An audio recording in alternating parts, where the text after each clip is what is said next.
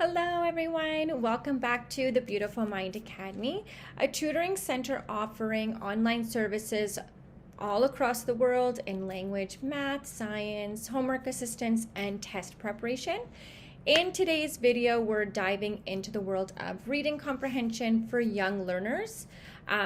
Teaching reading comprehension is a crucial learning step, especially when we're trying to figure out the world around us, what we're reading, and answering those WH questions. So today, I'd like to go through a step-by-step that at the Beautiful Mind Academy, we have a program for, and this is one in many that we use, and it's just a technique that we also utilize with some of our learners. So let's just jump right in. So the very first thing that we like to do is test those prerequisite skills in those WH questions.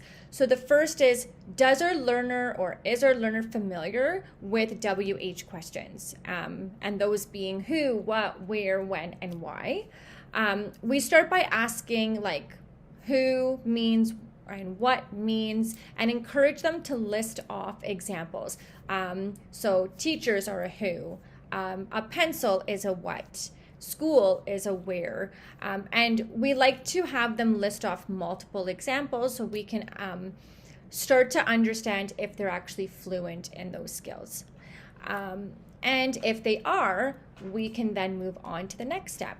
And then step 2 is identifying WH questions in sentences. And I like to start small, so I like to start off just with one sentence. So I'll typically write a sentence, just one, and then ask our learner to identify the who, what, where, when in those sentences. And of course, you might not be able to get all of them in, but we're just trying to see here if they're able to identify those WH questions in a sentence, because now these sentences will gradually get longer, more complex, and we'll get there, but baby steps. So if our learner is able to then identify those WH questions in a sentence, we then start to introduce books.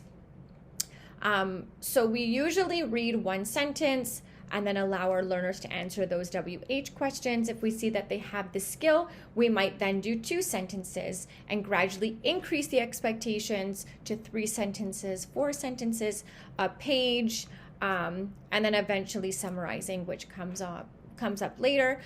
And then once they do have that skill in identifying through the WH questions in a book, then we would like to see, can this now be translated over to a worksheet? So the final step is, after we're done reading our story, give our learner a worksheet that only has those WH questions in it to identify now, is that skill being generalized onto paper instead of just verbally stating answers?